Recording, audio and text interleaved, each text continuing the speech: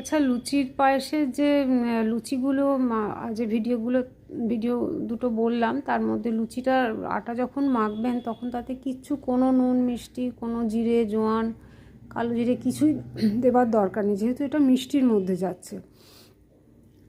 আর এখন তো এবারে খেজুর গুড় বা পাটালি আসবে, চাইলে কেউ অল্প একটুর সঙ্গে মিশিয়ে গন্ধটা করে দিতে পারেন। আবার যাদের বাড়িতে সুগারের রেস্ট্রিকশান আছে তারা সেটা না ইউজ করে পুরো জিনিসটাকেই সুগার ফ্রিতে করতে পারেন, যাতে তারা 1-2 চামচও অন্তত টেস্ট করতে পারেন। আর বা তারটা আগে তুলে নিয়ে খেজুর গুড় বা পাটালি মেশাতে পারেন। আর